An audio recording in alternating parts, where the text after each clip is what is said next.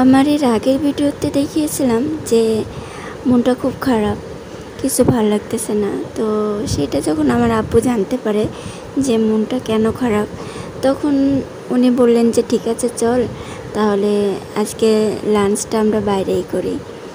তো সেই সুবাদে আব্বুর সাথে আজকে লাঞ্চটা আমরা বাইরে করব, যার জন্য সবাই রেডি হচ্ছি।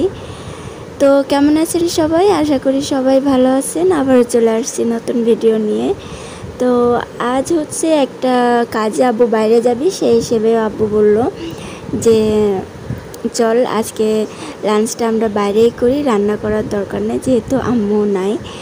তো ভাবলাম যে ভালোই, একটু বাইরে গেলে হয়তো মনটা ভালো লাগবে, যার জন্যে সবাই রেডি হয়ে অলরেডি বের হয়ে গেছি।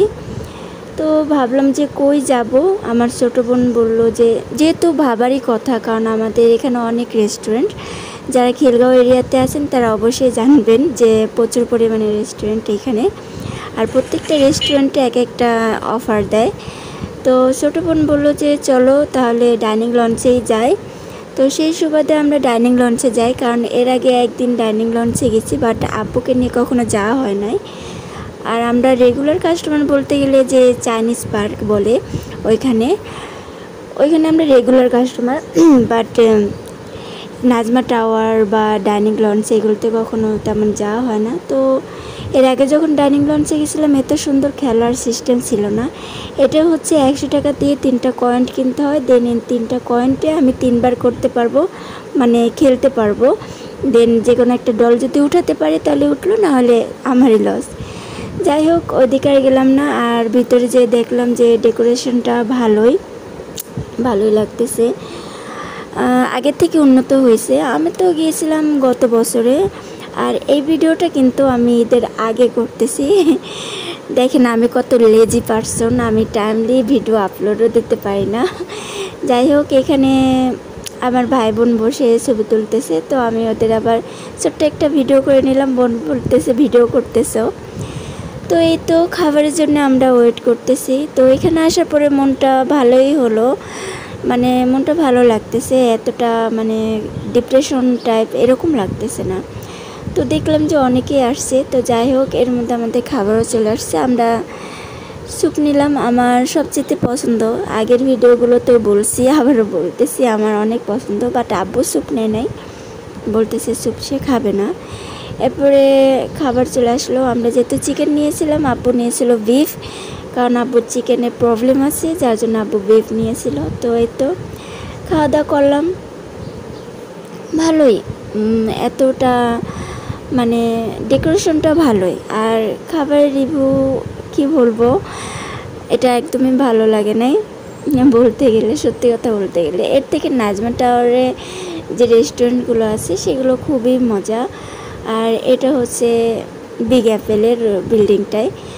তো যাই হোক, বিল মিটিয়ে দিলাম, পেমেন্ট করে সবাই চলে যাচ্ছি। তো আমার ভাই বলতেছে হয়েছে, বসে থেকে না, চলো আমরা যাই।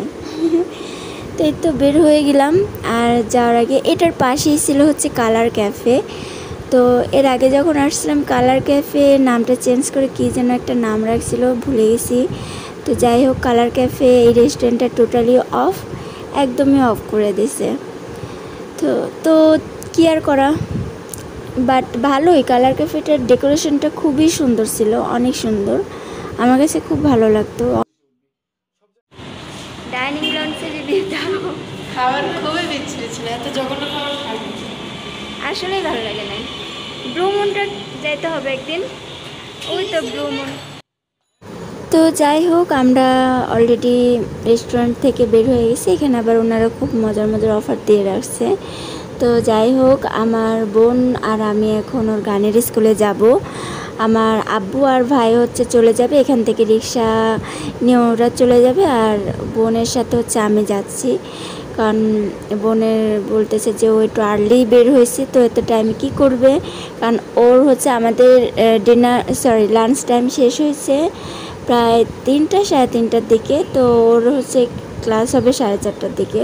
তো এতটা টাইমও কী করবে, যার জন্য আমি ছিলাম। তো এই টাইমটা কিভাবে স্পেন্ড করবো, আর যেহেতু অনেক গরম ছিল সেহেতু এইখান থেকে আমরা কিছু জুস নিই, যে জুসটা খুবই মজা, এটা হচ্ছে খিলগাঁও চৌরাস্তা। ওনার এই জুসটা অনেক অনেক অনেক মজা, আমার কাছে খুব ভালো লাগছে। আমার বোন নাকি প্রায় এখান থেকে খায়। আপনারাও যদি পারেন এখানে এসে মানে অর্ডার করতে পারেন, খুবই মজা। আর গরমের ভিতরে এই জুসটা একটা শান্তির জুস ছিল। তো যাই হোক, ওর ক্লাস শুরু হয়ে গেছে, গানের ক্লাস। ও উপরের তলাতে গান শিখতেছে, আমি নিচ তলাতে বসে এখানে ক্যারাটে শিখাই, ক্যারাটে দেখতেছি। তো এর মাঝে আবার দেখলাম যে দেখি বোন কী করে, কারণ বাসে যাওয়ার টাইম হয়ে গেছে, যে দেখে ও গান গাচ্ছে, প্র্যাকটিস করতেছে। আর আমি এখানে বোরিং টাইম পাস করতেছি। তো আর যখন বসে থাকতে পারতেছিলাম না, ভাবলাম উপরে যে দেখি আমার বোনটা আসলে কী করে।